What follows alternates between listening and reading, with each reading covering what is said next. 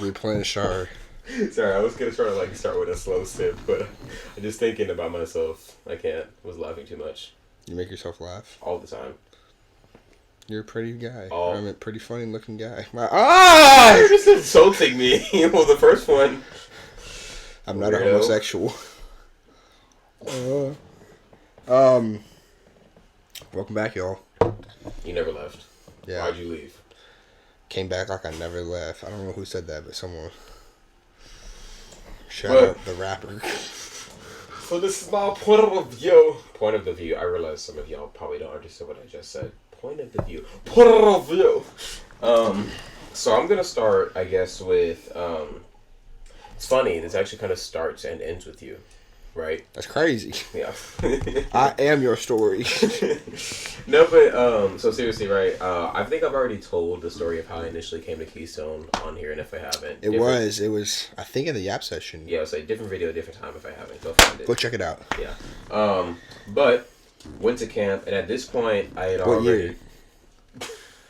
Last year. So what? 23. Yes, because we're in 24. Okay. Anyways, went to camp last year. At that point, I'd already been walking with God, had the whole experience that I talked about. In that week, I was like, I walked up to one of the leaders. I'm like, man, can I get baptized this whatever day, Friday, Saturday? I don't know. Can I get baptized? I'm like, we're only letting the students do that. Anyways, ended up getting baptized Sunday after the service. Now, here's, I guess, kind of where, sorry. Nah, I'm not cutting that out. For you, it was a camp high, because it was like that. You went to school. For me, it was great. I got baptized. I'm on fire. And then I think maybe exactly 14 days after is when I shipped off to basic. Okay. So, I get to basic, and I'm not going to lie. I'm doing great, bro. By great, I mean, man... I get there and I'm thinking, crap, I'm about to get discharged from the military. That's great, man. Great story. No, just great because, dude, it built my faith in the sense that it was the very first time, I moved out in a sense. Mm-hmm. So it's like I moved out and I'm like, oh my gosh, I really can only depend on the Lord because I don't know anybody. At that point, this scary freaking 5'2", not going to name her person because she might try to kill me, drill sergeant. I was like, shout out my 5'2" people. Sorry. Anyways, I'm like, I'm scared of her, so genuinely, I don't know who to depend on, right? Okay, hold on. Just pause there. Yeah. Side quest real quick. Yes. Why is it always the people who are really short who have the meanest attitudes? Okay, now here's the thing, right? So for her, part of it was because, half of the platoon was taller than her, it made her even more scary because she didn't care. Exactly. No one cares when they're that short. Their attitude makes up for their height. Anyways, yeah, that is funny. Sorry. Anyways, but I was thinking she wasn't even... Side quest, just ended right here. She wasn't even, mean about it. It was just, if she smoked you, dude, you were cooked. You were actually smoked. Dude, I'm sitting holding a chair for 3 hours. Anyways, okay, fast forward. I'm sitting there, and at first I'm thinking I'm getting discharged because it's like, oh crap, they found out I was allergic to this one freaking anesthesia. So for that week, I'm sitting there and I'm praying. I'm like, God, I don't even know. Maybe you brought me here to disciple one person. Anyways, I ended up getting hold of her for a week, and during that week, one of my friends gave their life to Christ. Another person.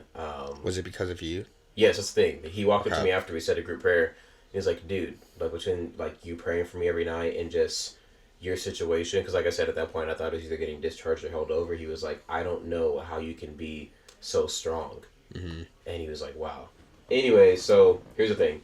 Halfway point in basic, I start kind of falling off. I had a great friend, battle buddy named Jonah Day, and he came up to me one day, and he's like, dude, I'm not going to lie, you came in here and you were being a light, but now you're acting like every other soldier. Because I think at that point, that was at that point in my life, that had been the first time that I had said a curse word in probably 4-5-ish months, right? Okay. Also at that point, that was the first time that I started listening to secular music again. In the sense that, on the weekends I'd call my parents, but I was like, I might want to listen to this album. And, just us being, soldiers, sometimes to pass the time, I'd sing songs. And at first it started off as worship, but then I caught myself, I started forgetting the worship lyrics, and it was like, oh, you rapping about Kodak, right? But this and whatever. Anyways, he called me out on it, and he was like, dude, like, you know, you're, especially because at that time, kind of like you were, is I was like, oh, you can't do this. You know, for at least for me at that time, I was very public about my views about, you know, the LGBTQ stuff. I was public about, let's see, drinking, alcohol. Like basically, I was kind of condemning people in a sense, and I was like, yeah, you can't do that. But it's like, oh, you're over here acting like every other Joe Blow on the street. He called me out on it, and at first I was like, no, I need to get better. And then I did. Like I really sat down and I was like, wow, right? Fast forward a little bit later, I get to Fort Jackson. Okay, so when you sat down, you were like, "Hey, I need to do better." Yes. At what point were you like? Was there a scripture that hit you? Was there a person or like walk me through? You know what? It was actually. Are we pulling out the Bible? We pulling out the Bible. I'm just deciding. So, for me, one thing that I could call back to, because he wasn't the one that quoted the verse. But my aunt got me this necklace on my graduation day. Because I'm not going to lie, like, I didn't really finish basic strong. Like, I finished kind of, like, on the teeter-tottering between, getting better and not. But the verse that she sent me, or that's on a necklace that, unfortunately, I broke, is 2 Timothy, 3 through 7. I'll let you flip there. Hold on. But we're reading out of NLT. Let me see if I know my Bible knowledge. Also, anyways, context. Timothy, is he the actual son of Paul, or was he a student of Paul? He was a student. Okay, but he was a student who was like a son to Paul, if I'm not mistaken. Don't directly quote me on that. I'm just processing. But anyways, he was one of his students, and I think even he refers to... Yeah, no, this is Timothy, my dear son. So... This is as in, like... Yeah, you know what I'm saying? Like, I think it was, like, in a student-wise. But anyways, context for this verse... Timothy is, you know, basically kind of like a father-son relationship. You said First Timothy or Second? Second Timothy. And he's writing this.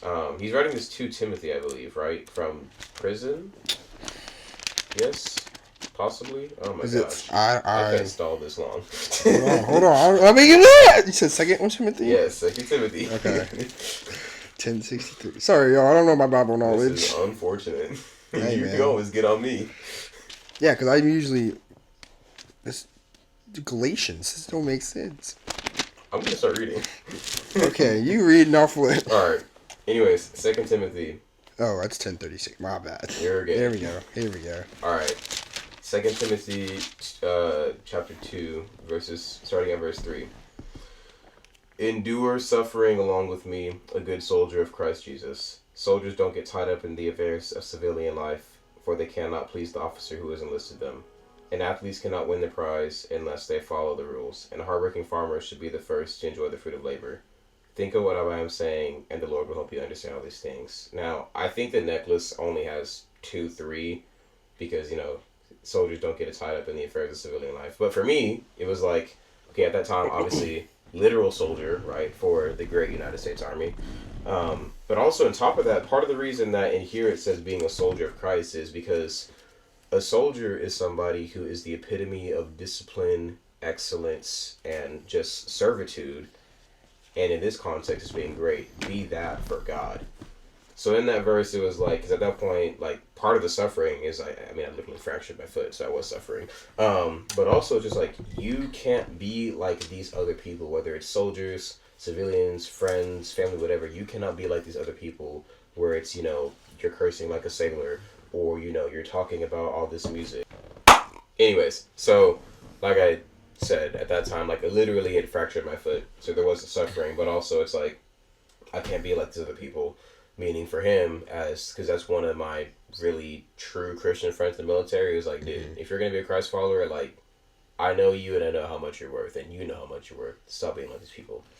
Fast forward a little bit back, or a little bit ahead, I get back home, and this is, you know, like, what did I say, February of 23, right? Okay. Because that, just Wait, for context... that doesn't make sense. I went to basic in... well, because you started the story out in... Oh, I guess it's 24, my bad. So this past February. Yes. Okay. Yes. Sorry, my years are off. Anyways, February 23, I get back, looking for, a job that works for my school schedule, also finding friends. And I was kind of, like I said, I had been in the military so long that I had just become kind of like every other soldier in the sense that, like I went to church. And there are certain things where I'm like, yeah, I'm just not like that. But oh my gosh, dude, I started listening to rap music again and everything. It was so bad. And I know we've already talked about this, but Yeah. dude, what comes in, it affects you, right? Yeah. So like I'm cursing again, everything. You right? got reintroduced to the world. Yes, literally. Through all of that. How'd you wrestle with that? How to wrestle with that? Well, let me tell you. As I flip there, I'll tell you. Are we flipping again? We are flipping again. Okay. Hopefully I know where to go this time. We are going to flip to 1 Peter. You know what's funny? No, 2 Peter. No, 1 Peter. My bad. All Anyways, the Peters. Yeah, and part of this was, so at this time, part of the reason that I was so in the world is I got very intertwined with, at that point, like, friend is a strong word that I use, and at that point I would call him my friend. And I wasn't falling into the same temptations that he was, meaning, like, I wasn't falling into sexual immorality, I wasn't falling into drinking or anything like that. But the main thing was like, I noticed the more I hung around him, whether it was through our actual hangouts or us just playing video games and being in a party, it was like, dude, like, I'm angry more, I'm cursing more. And one of the things I prayed at that time was, God, if I can be a light for this person, let me go. If not, I'm starting to become more like them, and I can't do that. And for me, a verse that I highlighted, it's funny, it's in pink, so I probably meant to send this to him, was 1 Peter 4. Since then, Christ suffered physical pain. You must arm yourselves with the same attitude he had, and be ready to suffer too. For you have suffered... Wait, hold on. 1 Peter chapter 4? Yes, sir. It's 1 Peter 4. My bad. It's good. So since then, Christ suffered physical pain. You must arm yourself with the same attitude he had, and be ready to suffer too. For if you have suffered physical pain for Christ, you have finished with sin. You won't spend the rest of your life chasing your own desires, but you'll be anxious to do the will of God. You've had enough in the past of the evil things that godless people enjoy, their immorality, their lust, their feasting and drunkenness, and wild parties, and their terrible worship of idols. Of course, your former friends are surprised when you no longer plunge into the flood of the wild and the destructive things they do, so they slander you. But remember that they will have to face God, who stands ready to judge everyone, both the living and the dead. That's crazy. Sorry. No, go ahead. I was gonna say, because there was a time in my life recently, actually, where one of my friends, who is now one of my people who are not friends anymore, they, because I started becoming a Christ follower, they started slandering me. I didn't know it actually said that. So, I mean, I always knew the verse is like, you will be persecuted because I was persecuted first, but I didn't know Peter was actually like, hey, they're going to slander you because you're following Christ now. Yeah. So that's crazy. All right, continue. My bad. Very. No, it's just... It's funny. Anyways, but like I said, at that time, I was like, wow, like, I don't know, because even there were certain things, and this was officially when I cut off the friendship, I was like, wow, like, what I explained was, hey, dude, like, no offense, but when I'm around you, I feel like you bring me closer to the world. And also at that time we were involved in business together. Like there were a lot of things going on. Mm-hmm. So I was like, hey, like because of this, I don't want to work with you. And it's not out of hate. It's just like I know what I want for myself, and I can't be around this, right? Right. So, and having said that, that person took it as it was like literally like it says in here. And I'm not gonna say that he was the stronghold keeping me down, but it's like I used to hang out with this person every single day. So like I said, I wasn't drinking, I wasn't falling into lust, but it was just more of like, I'm taking on more of the, the habits that could lead to those things, And then kind of going with that, literally the next page, 2 Peter, starting at chapter 1, starting in verse 5. I'll let you flip back there, you should be close. Supplement your faith with generous provision of moral excellence, and moral excellence with knowledge, and knowledge with self-control, and self-control with and self-control with patient endurance, and patient endurance with godliness, and godliness with brotherly affection, and brotherly affection with the love for everyone. at that time, like I said, I pretty much only been surrounding myself around that person. So it was just like, it wasn't just him. It was the people that he brought to the table. It was like, oh, well, part of the reason it was so hard is because, like, oh, I didn't know who I was going to hang out with. I was like, well, anyways, walk out of that friendship. And this was kind of around the time, actually, a couple weeks after, when I'm, like, still in a little bit of a limbo. I met you at camp. Or, meaning, like, you know, I met you and we went to camp. And, you know, I've talked about this on my own video. It's just, like, we both were very two different people before and after that. Before that, kind of the same way. We drove there, listening to rap music, you know, talking about this and whatever. But I think both of us still, because we were, like, both claiming to be, you know, true followers, it's like, we still had, like, I guess, kind of a filter, if you will. Like, kind of like you said, like, we were like, oh, we're not going to talk about too much stuff, right? But then after, dude, I mean, like, we played one rap song, you're like, turn that off. And the whole 2 hours after that was worship music, right? And then going just kind of with that, just it makes me think of, I heard this today, and it really does speak to me, right? And it's speaking to me. It's spoken to me at very different points in my life, but this has reaffirmed it because honestly, this probably was highlighted in my old Bible. I gave that Bible to that friend that I was talking about. Mm-hmm. So, anyways, but we're going to Colossians 2:5. Watch this, ready? Colossians 2:5 is gonna be right here. Dang it. Sorry. Where'd you go? 1 Corinthians 15. You're not too far off. Anyways. So 2:5? 2:5. Yeah. Right. Oh, sorry, 3:5. 3:5? My sticky was hiding over the 3. I'm like, that doesn't look like 5 for 2. Anyways. So put to death the sinful earthly things lurking within you. Have nothing to do with sexual immorality, impurity, lust, and evil desires. Just desires. Don't be greedy, for a greedy person is an idolater, worshipping the things of the world. Because of these sins, the anger of God is coming. You used to do these things when your life was still part of the world, but now it's time to get rid of anger, rage, malicious behavior, slander, and dirty language. Don't lie to each other before you've been stripped of your old sinful nature and all its wicked deeds. Put on your new nature and be renewed as you learn to know your Creator and be more like Him. In this new life, it doesn't matter if you're a Jew or a Gentile, circumcised or uncircumcised, barbaric or uncivilized, slave or free. Christ is all that matters, and He lives in all of us. And then going down a little bit to 16, skipping through some of that, let the message of Christ in all its richness fill your lives. Teach and counsel each other with all the wisdom He gives you. Sing psalms and hymns of spiritual songs to God with thankful hearts. And whatever you do or say, do it as a representative for the Lord Jesus, giving thanks through Him to God the Father.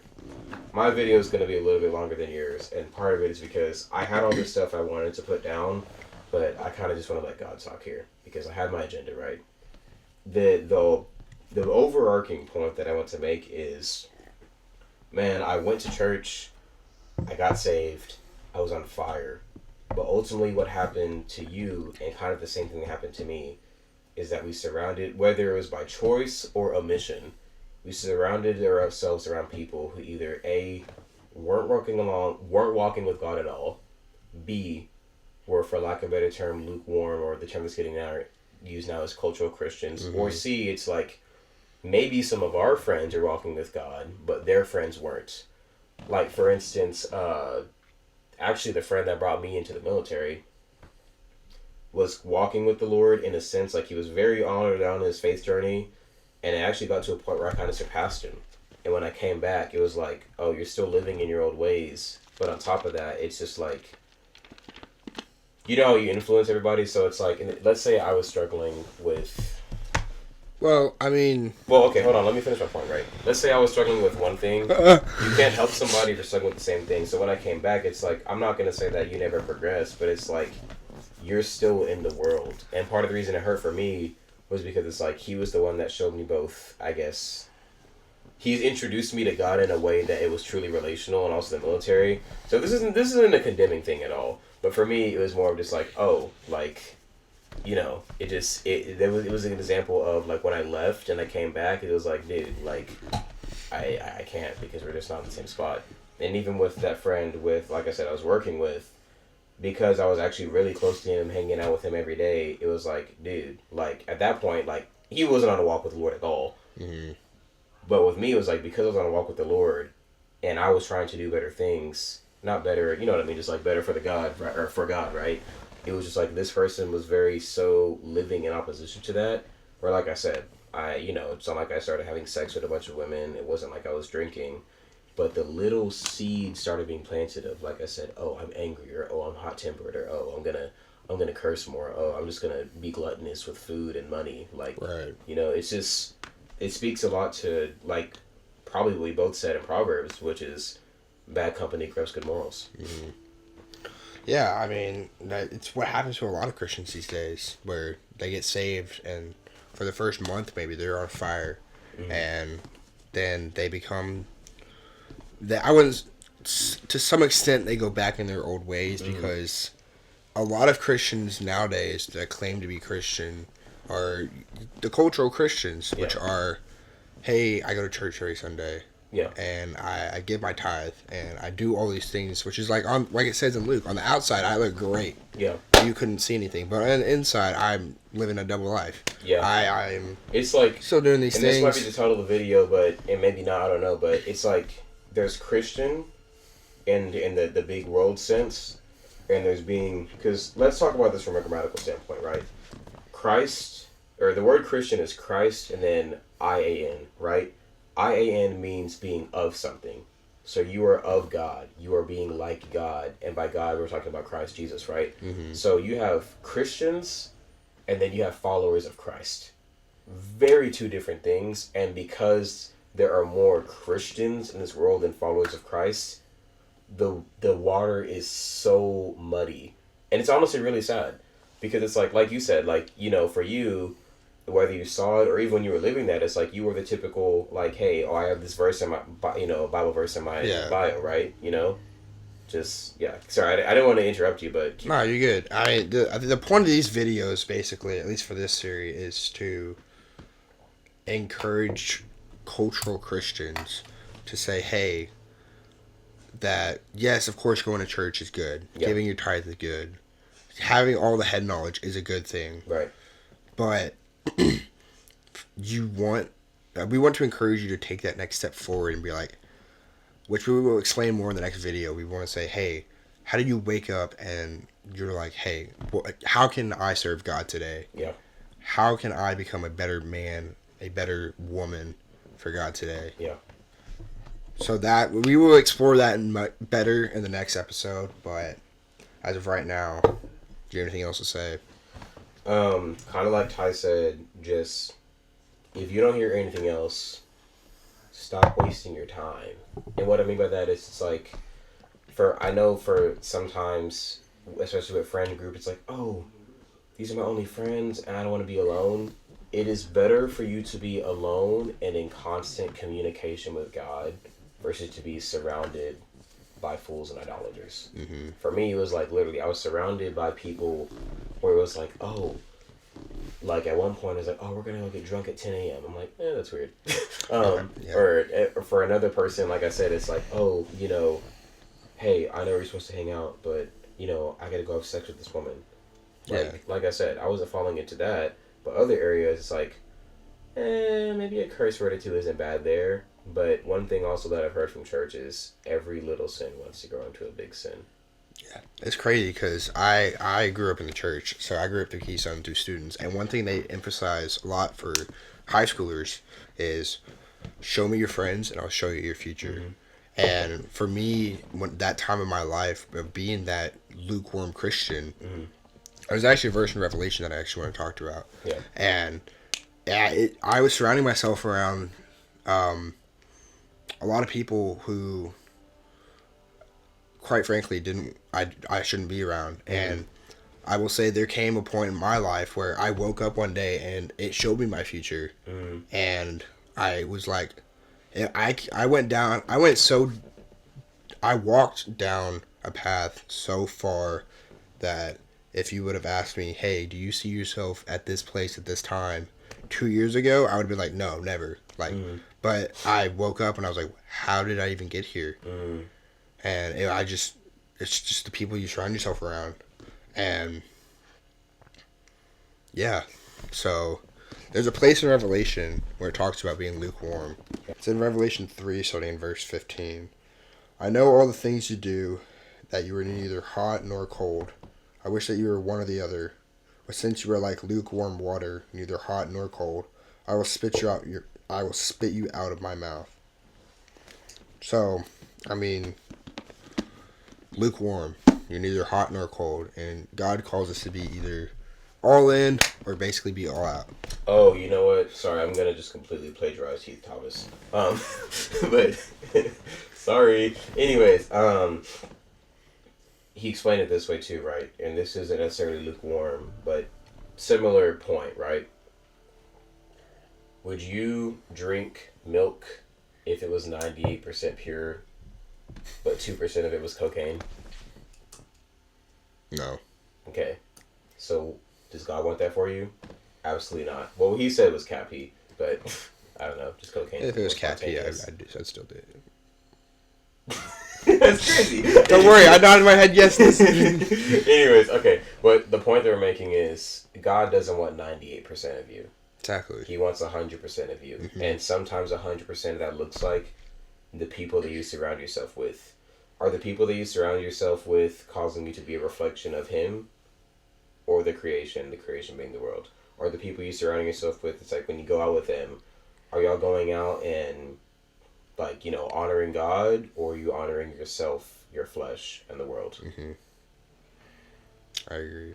Yeah. And we will talk more on the Yap session. That we will. So, this Yap session might just go all over the place. Everywhere. 2 different places. But that's why it's the Yap session. Exactly, y'all. Tune in.